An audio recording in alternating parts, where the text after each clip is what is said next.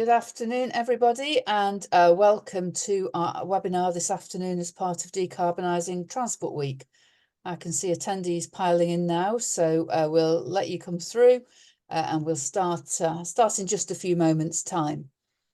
Just whilst you're joining this afternoon, just a reminder of how we'll be working today on this webinar. We are recording the session, so it will be available for you later on our YouTube channel, and I think also through the Decarbonising Transport Week website. If you want to get a copy of the slides, please do let me know in the chat or by emailing me after the event, and we can get those over to you later on. So if you do need to step away, answer the doorbell, do other things, you can catch it up again later on, as I say, on that recording, which will be up on the Rail Freight Group YouTube channel later on. The Decarbonising Transport Week programme has got a series of webinars across today, tomorrow and the week, so do have a look at their website. If you're interested in any of their other webinars, please feel free to go and register. And if you're an RFG member, you'll be getting emails about all our events. If you are not a Rail Freight Group member and you want to find out more about what we do and our events, please do visit our website at www.rfg.org.uk and you can find out more about the work we do, the ways you can get involved, our events, and you can read our newsletter on there as well. As always with the webinar, we do have the opportunity to ask questions at this. There is a Q&A box at the bottom of your screen, so please do drop your questions into the Q&A box and we'll endeavour to take as many of them as we can later on in this webinar. You can also obviously use the chat function if you've got questions, and we'll look out for them there as well if you can't find the Q&A. So I think that's all we needed to cover off in terms of the rules of engagement for this webinar. There's a few more people still coming in, but we will, I think, without further ado, get started. I'm really delighted that we're able to host this webinar today because climate change disclosures and reporting is an incredibly complex area, but an incredibly important one too. I see across our members people doing increasing amounts of really good work to reduce their carbon emissions, to become more sustainable, but we're not always able to leverage that into the real business benefits that also come from the actions that we take on climate. It's really important that not only that we take action, but that we can account for the action that we're taking and demonstrate what we're doing. And so we're aware that it's an important aim, we're aware that it's complicated, and we're really delighted today that we're able to find out a bit more about this, some of the pitfalls, some of the opportunities, and some of the approaches that help businesses through this process. Particularly delighted today to welcome Isabel Davis, who's the carbon manager at Freightliner. Isabel's been there for a couple of years now, but has a long career in this with National Grid. So is an expert in her field on this topic. And she's going to talk to us today about why Freightliner chose to disclose their carbon emissions, the plan that they've got behind that, and more about the process behind the disclosures that they're doing. So Isabel, thank you so much for joining us today, and over to you. Thanks, Maggie. Just to confirm that you can still see my slides, okay? We can. Great, thank you. So thanks everybody for joining this webinar and taking the time to listen to me. So yes, like Maggie said, my name is Isabel and I'm the carbon manager at Freightliner. I'll be talking to you today about the various climate change disclosures that Freightliner is getting involved with, and notably the CDP Climate disclosure that we completed last year and most recently got our scores back. And also why we feel like it's important that we all get involved in these disclosures. So before I go into a little bit more detail about our specific CDP disclosure, I wanted to set the scene with some of the other disclosures that Freightliner are working towards currently, because I feel like they're all very interlinked, but it's a very complex and sometimes overwhelming area of sustainability. So a good place to start is with science-based targets. So Freightliner has submitted commitments to SBTi to reduce greenhouse gas emissions by 55% as a near-term target, so sort of like an interim target, but we've also submitted a net zero target by 2050. Obviously, depending on what opportunities come about in the sort of innovation space to replace diesel use, which is a large proportion of our carbon emissions, we hope that we could get to net zero earlier than 2050. So it's an exciting space that we're keeping an eye out on. The benefit of being associated with science-based targets is that our targets are backed by climate science, and it ensures that any organisations that are associated with SBTI are reducing greenhouse gas emissions and carbon emissions in a logical and also ethical way of sort of reducing carbon emissions year on year, rather than jumping straight into net zero and sort of buying your way out with carbon credits, etc. So SBTI keep a close eye on any sort of offsetting and greenwashing. So we feel like having our targets verified by SBTI, it's important because it shows to our customers and our investors that our sustainability strategy is a bit more credible, and our customers can trust that we're doing things in the right way when it comes to reducing our emissions. It's also worth saying that science-based targets are in line with the Paris Agreement to keep global warming to below 1.5 degrees. So although SBTI isn't necessarily a disclosure, it goes hand in hand with the impacts of climate change, because reducing our greenhouse gas emissions is essential for reducing the impact of climate change in the future. So the two sides of the coins are inextricably linked. So moving on then, Freightliner have also been working behind the scenes to ready the business for TCFD. So that stands for the Task Force for Climate-Related Financial Disclosures. So TCFD is just that, it's a climate disclosure assessing the risks and opportunities to the business, but more from a sort of financial risk and opportunity lens. So trying to sort of put a pound sign on the impacts that a changing climate could have on the way that we operate our business and sort of business resilience in a way.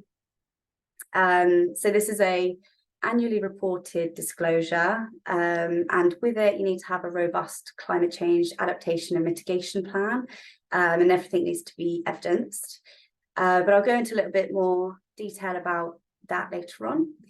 So the reason that the IFRS logo and the TCFD logo are sort of stacked on top of each other there is because they're very much linked. So IFRS is sort of the new emerging guidance, and has sort of brought about to supersede TCFD. So Freightliner had the opportunity to align itself to TCFD, but we've kind of going more down the route of the IFRS disclosure, because it's going to be around for the long term, and really just that sort of internal stakeholder engagement and asking for information for one particular disclosure rather than chopping and changing the terminology that we're using. It's very, very similar in terms of the requirements, so there's a lot of overlap, and so that's why we're sort of going straight in for IFRS in the future. So a little bit more on that later. So just while I'm on this slide, I'll also talk about GRI and SASB. So GRI is the Global Reporting Initiative. It's a little bit more holistic in terms of an ESG reporting platform. So it covers social, environmental, and economic aspects of sustainability reporting. So GRI allows organisations to report on any material sustainability topics that are relevant to their industry and stakeholders. So it's a little bit more specific. So that sort of flexibility makes it suitable for a range of organisations to report to GRI. And as it's a global standard, some of our customers have been asking us, do you report to GRI? So given that it's come out of customer requests, we've looked into this as a possibility of doing it in the next year or two. And also a lot of the metrics sort of feed into GRI are also relevant to IFRS, to CDP, and to science-based targets. So it's a good sort of ESG platform really to sort of report into and have an outcome of a very thorough report. So SASB is similarly an ESG reporting platform. So SASB stands for the Sustainability Accounting Standards Board. SASB focuses more on industry-specific sustainability issues that are financially material. So again, it's an accounting standards board. So it's bringing that financial impact to sustainability, because sustainability can be a sort of vague topic, but to put a pound sign on the impacts sort of brings it a little bit more to life when it comes to kind of the impacts on the business. So this kind of information that's reported in SASB is useful to sort of financial stakeholders and investors.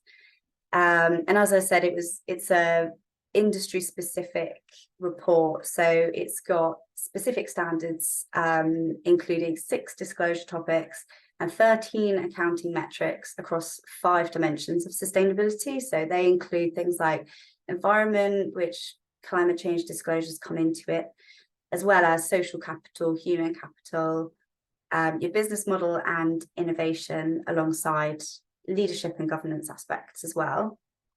So like I say, climate change is quite a large part of that. And so it's important to package it up as an ESG report as well, just so that our customers and stakeholders have sort of the full picture. So now I'm going to talk about CDP in a little bit more depth, as this is the disclosure that I've been closest to personally.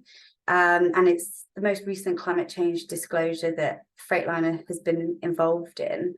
So we submitted to CDP Climate for the first time in 2023, and we recently got our scores back a month or so ago now. So we've been able to sort of dive into the report, identify areas of strength and weakness. So I'll talk to you a little bit more about that now.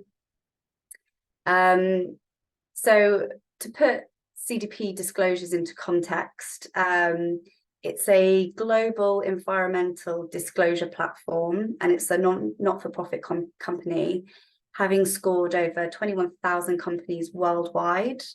And this is based on information that companies provide to CDP through the questionnaire, reporting climate change, deforestation and water security metrics. So these 3 topics are 3 separate disclosures. So you can disclose to one of them, 2 of them, or all of them.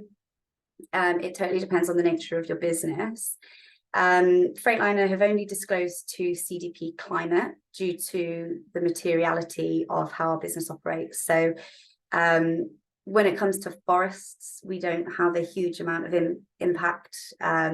We don't sort of cut a lot of trees down as part of like how our business operates.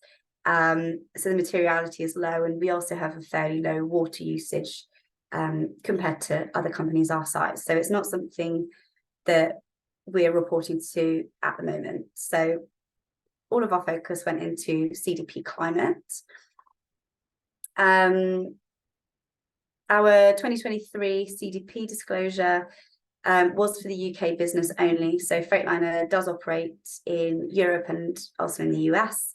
But this was just specifically so that we could go into depth on the UK business. The reason that we disclosed to CDP Climate was a way of showing externally to our customers and stakeholders that we have a robust sustainability strategy that has been marked and scored and ranked against other global companies by a third party. So it's not just taking our word for it that we're doing some great work, it's actually sort of been verified. So being able to share that with our customers does show some credibility. So that was the main reason why we chose to disclose to CDP. We have privately disclosed this year, as it was our first year of completing the questionnaire. So when it's your first year of disclosure, you do have the option whether to privately or publicly disclose. So on the CDP website, you can view and download other companies' questionnaire responses if they are publicly available. So given that we had 1 year's grace, we did privately disclose this year, but next year and all of the following years, our responses will be available publicly. And so again, that's due to our customers being able to have that full transparency on everything that we are reporting externally. Another reason why we chose to privately disclose our CDP response this year is because in the pipeline for the work that we will be completing in 2024, we will be working with a third party to get our greenhouse gas emissions verified. So although we're confident in our carbon accounting and our data, it will just be that one extra assurance step once we get all of our greenhouse gas data verified before we make it all publicly available. So our customers are always asking for additional information, and they're more and more focused on trying to find a sustainable logistics solution. So a lot of the questions we get around our carbon emissions and what are we doing to manage and mitigate climate change. And they're asking us to whether we've reported to a range of different disclosures that I discussed earlier. So as we've got quite a small team, we've been sort of looking at ways in which we can disclose to one disclosure, which will then feed off into other disclosures. So like I said earlier, all of the disclosures that I mentioned at the beginning are all very, very linked. So a lot of the information that we have gathered through this CDP disclosure will be relevant for the other disclosures as well. So it's trying to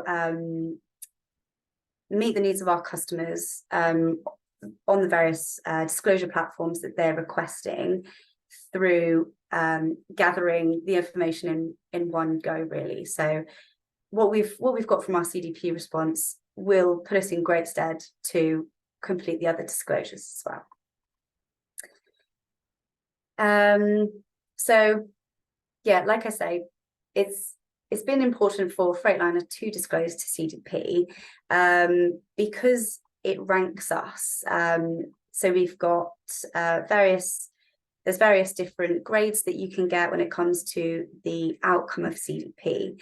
But what's important to us is that we are ranked not only amongst our direct competitors in the UK, but also across European countries and globally amongst the intermodal transport and logistics sector, which is the sector that we've most closely aligned to, given that we've got a road and a rail side of the business. More generally, the intermodal transport and logistics fitted in closer to what our business does at its core. So we are pleased to say that the first submission to CDP, we've met the global average, and we've made good steps to try and get closer towards the European average as well. So it's reinforced the work that we plan to be doing for 2024 in those areas that sort of need to be closed. Oh, skipped on, sorry.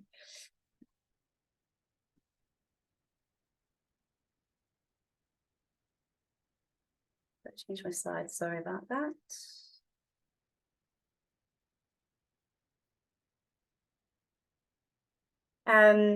Yes, so looking at the sort of bar graph on the middle of the screen, it's broken out our response to the various different categories within the climate change questionnaire.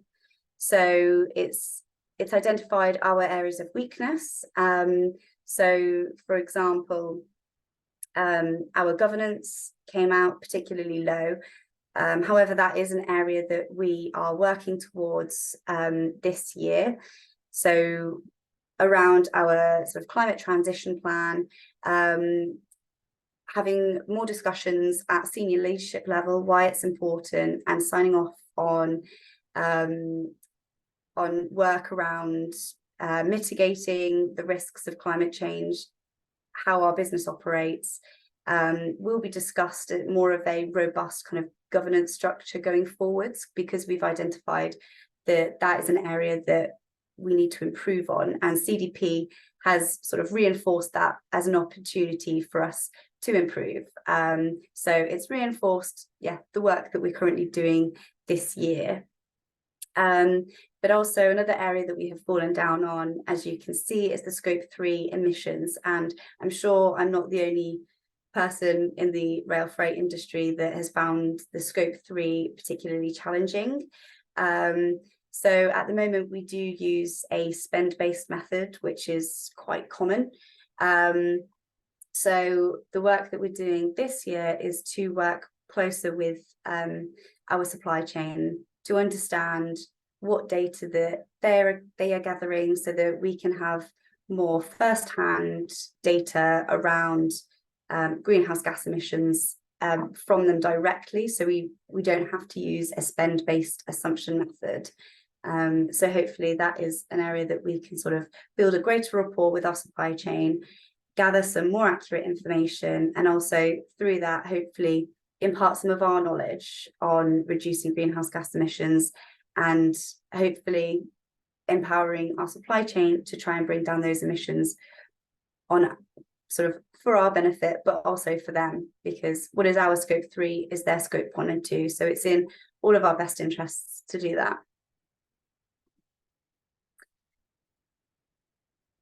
So like I say, Freightliner was, we first disclosed in 2023. We have only just recently got our scores, but that made Freightliner the first UK rail freight company to disclose to CDP Climate.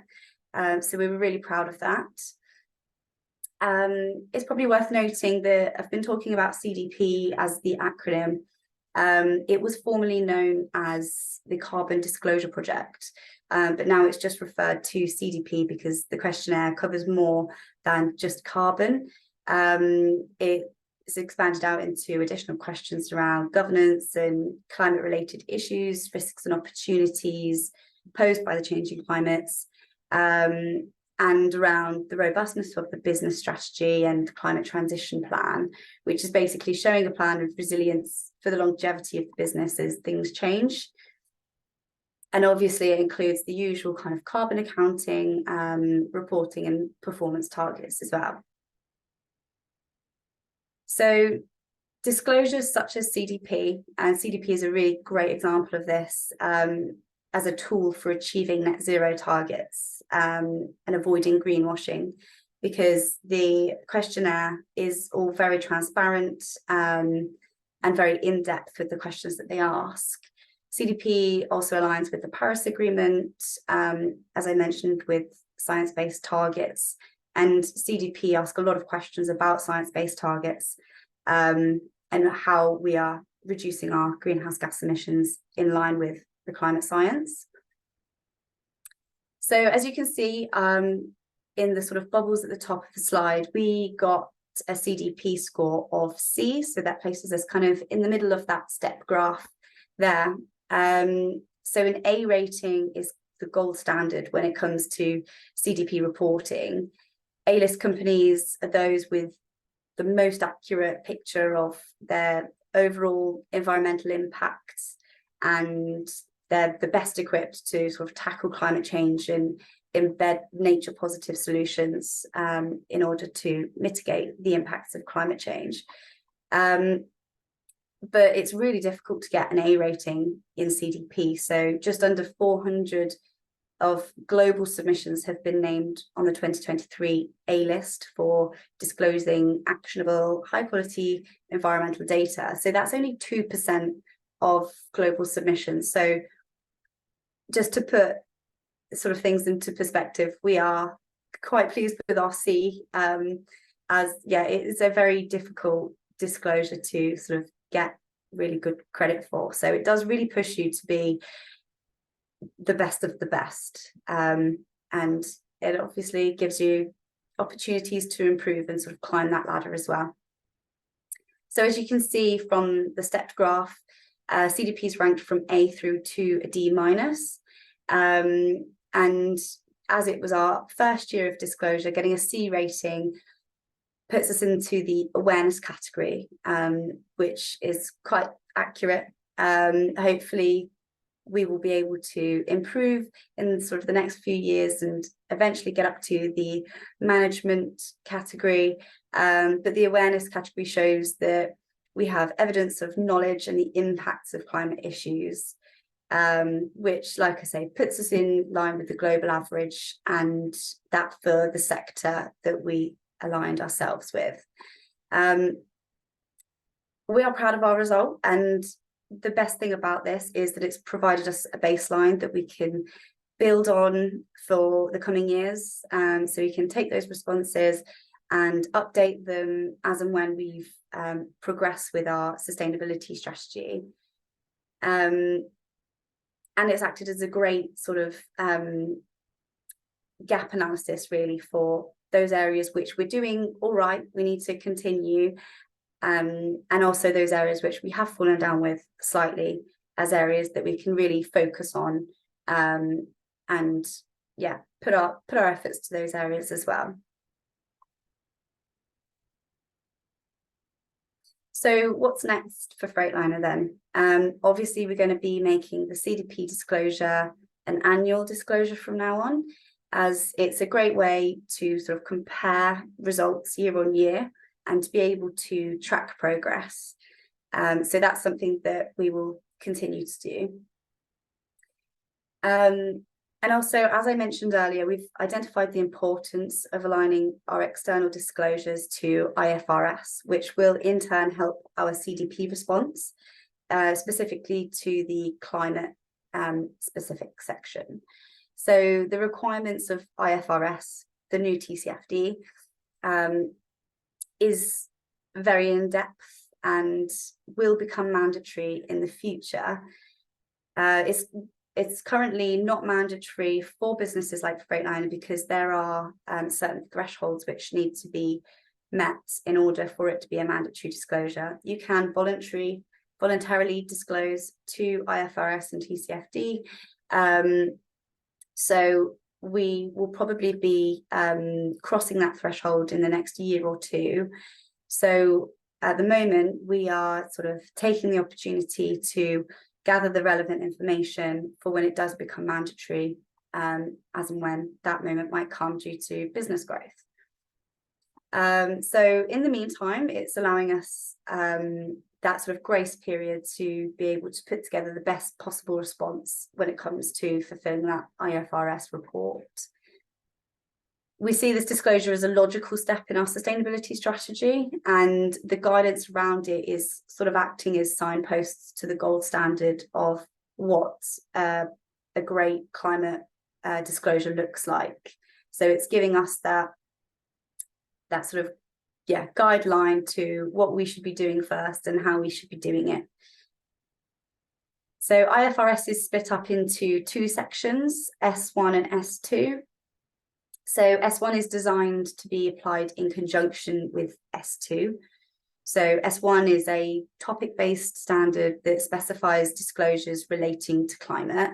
And then the S2 builds on that, setting out requirements for identifying and measuring, and then disclosing that information about climate-related risks and opportunities.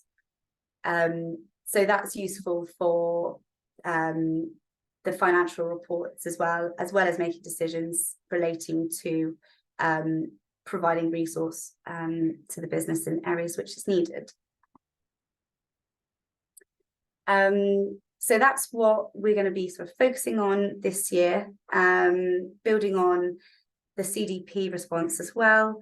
And then by the time we've kind of got a more robust hold on the information that needs to go in IFRS, building on our CDP response, we'll be sort of on our way to providing a great sort of GRI, SASB responses as well. So they're all so interlinked that we don't really see it as a huge additional undertaking to be responding to all of these different disclosures, because we are trying to sort of play to our strengths, which we've kind of gathered all of this information so far, and in order to kind of satisfy our customers and our stakeholder requests, to be as transparent as we possibly can, and to show what we're sort of working on as work in progress too. So they all fit together really nicely, but it can be quite daunting to know which one do I sort of tackle first. So hopefully that's given you a little bit more clarity on what all these different climate disclosures mean, and why we've chosen to do CDP first. And yeah, hopefully that's given you a little bit more guidance. That's all I've got for you at the moment. So if you've got any questions, please let me know.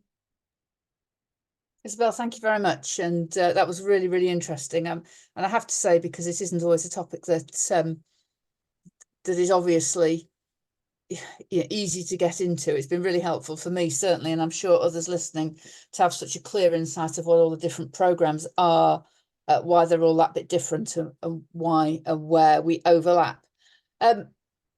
Isabel, do you just want to drop your slides for us, and then we can have a few questions? There we go, we can see you better now, thank you. Colleagues listening in, please do pop your questions in the Q&A box or the chat, and we will try and take as many of them as time permits. But let me just start sort of just by recapping something really that you started at the outset, because I think it's really important, about the business benefits that you as Freightliner are getting by doing this work. What are the things that are really helping your business from these disclosures?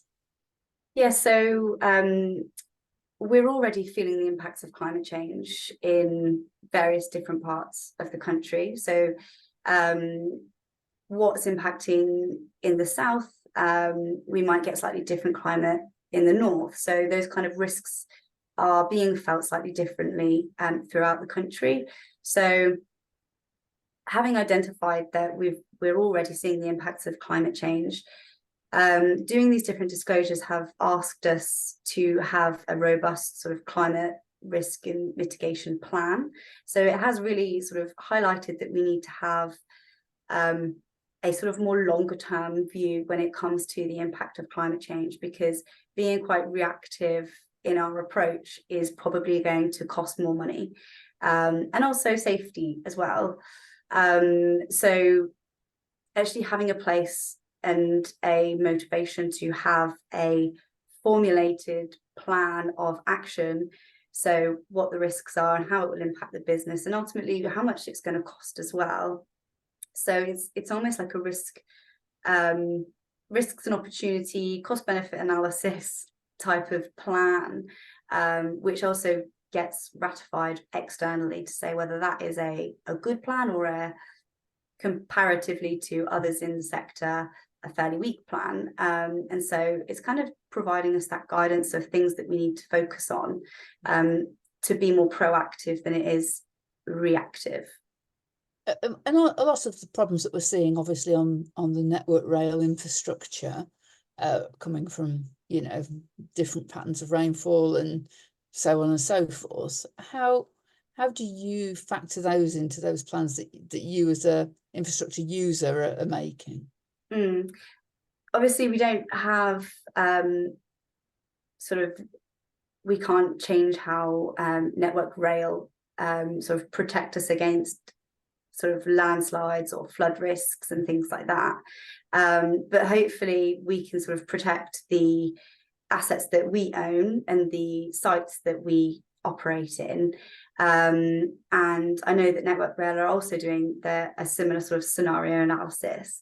So hopefully if we can get to a point where we identify the risks on our sites and Network Rail identify the risks on their sites, we can hopefully future-proof against these adverse weather conditions and the impacts that come with those, to have a more kind of joined up approach, I suppose, because if we're all working in our own little silos, we need to be sharing our knowledge about the impacts, the risks that we have identified, and also just trying to stay one step ahead of those. So you mentioned about increased rainfall.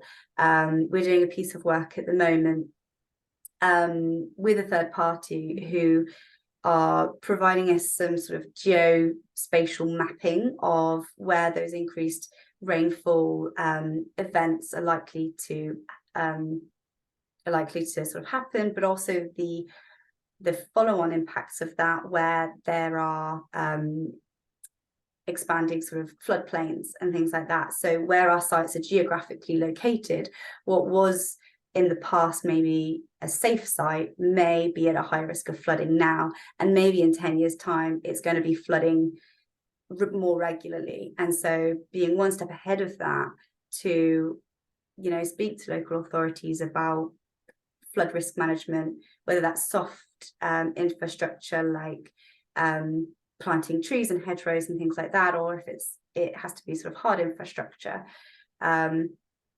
It's, yeah, like I say, just trying to be one step ahead of being a regularly flooded site, which we can't operate in, which will in turn lose us money and customers. So it's, yeah, it's trying to sort of predict the future as best we can with the science that we've got.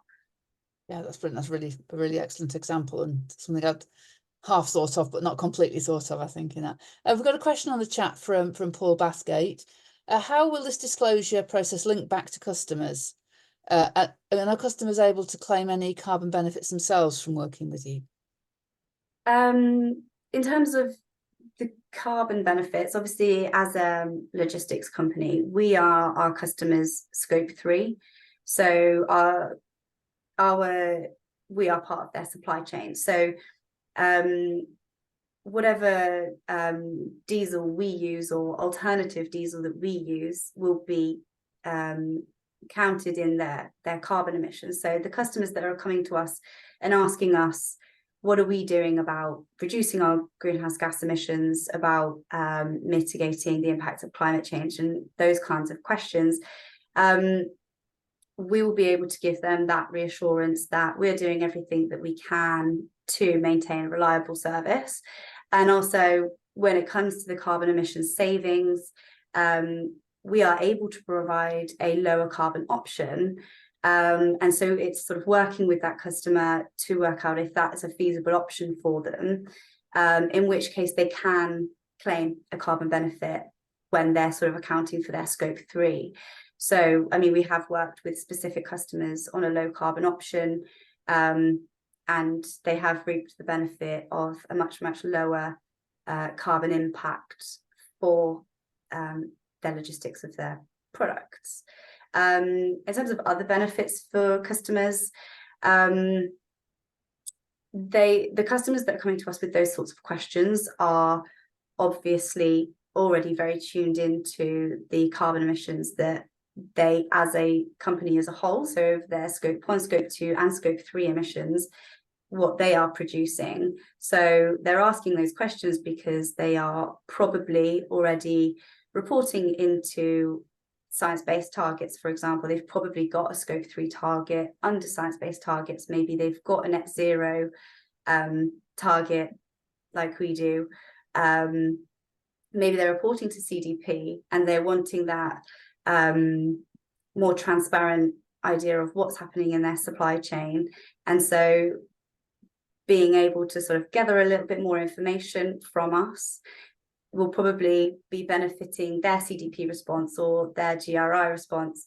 So it's just those kind of benefits from the customers are probably so that they can be disclosing to all these different climate disclosures that I mentioned in my presentation. Yeah, brilliant. And I see that too, actually, when I talk to customers, you know, that they're increasingly moving into scope 3 and rail freight being a huge part of that. Mm-hmm. Yeah. A couple more questions coming in. A question from Rupert Brandon Brown. How much concern is government's apparent softening towards net zero commitments causing Freightliner? I mean, it does cause me concern because, I mean, we've set the net zero target by at least 2050. We are sort of our trajectory towards 2050 is like, so the target to reduce diesel off the main line by 2040 is a key milestone in that for us, as a kind of key motivator to encourage the innovation sector to come up with low carbon alternatives. So it is concerning if it keeps getting pushed back, because for me, I think the innovation will come about slower because there's less of an urgency. So that's the kind of key concern that I've got. And also, I suppose, various kind of infill electrification and sort of mitigation strategies as well, where funding is very much needed in the rail sector on this kind of topic. So yeah, there are concerns. Yeah, and I think, certainly I share those concerns, but actually I think the sort of the global nature of the reporting that you've just taken us through, in a way, it sort of counters that, because whatever the UK government does or doesn't think or does or doesn't do doesn't stop the pressure coming from those global investors and customers to do more. And whilst it makes it in some cases more difficult to do more, it keeps the pressure on the things that we can do at the same time. So I think, it's another reason why it's a good thing to do, I guess. Yeah, I think with sort of alternative fuels as well being quite a lot more expensive, by sort of pushing those deadlines further and further away, it almost makes those a nice to have, and kind of like not an urgent thing to have to sort of transition to, because I mean, it is available. We do offer a low carbon solution for our customers, but it's very much driven from a customer's perspective, because it's just so much more expensive that we have to pass those costs on, unfortunately. But yeah, it would be nice for those not to have to be a nice to have, than we need to be doing this in order to meet those targets collectively, rather than just on a company by company level. Great. Okay, one more question. To what extent has Freightliner had to engage with its suppliers and upper tiers in their supply chain to reduce their emissions or potential negative implications of its operation on environment and society? So engagement with your supply chain, how's that? Yes, so that is an area of work in which we are focusing on in 2024. So as part of our CDP submission, CDP have asked us what top 50 suppliers would you like us to look into, and provide a little bit more information. So CDP are helping us in return to identify those suppliers which also submit to CDP. So because it's a global reporting platform, they will be able to tell us which of our top spend or whatever suppliers we choose for them to look into, which ones are already disclosing to CDP, in which case we know that they gather all of the information that we require as a little bit more in-depth information for our scope 3. Outside of that, we plan to engage with our suppliers more in depth than we have done. So we've identified that as an area that we need to work on, as we've previously just used a spend-based method and a conversion factor. So for every £1 spent in whatever sector it may be, has a conversion factor, which is available online to everybody via the DEFRA website. And that's like, it's an average basically, and it will vary from supplier to supplier. So basically we want to engage with our suppliers and ask them more specifically what their first-hand scope 1 and scope 2 emissions are, because that will make up the bulk of our scope 3. So we've got a more accurate reporting method. We are also working to ISO 2400, the Sustainable Procurement ISO guidance. So that's a really great way of, we've kind of gone through it and used it as a bit of a gap analysis, really. So there's aspects of that which we've been able to already tick off as business as usual, but it's giving us those areas which we need to maybe work on first as kind of a a logical progression to engage with our scope 3 and our supply chain a lot more in depth. So yeah, we haven't done a whole lot of it to date, but we do have a good plan of how we're going to be doing it for the rest of the year.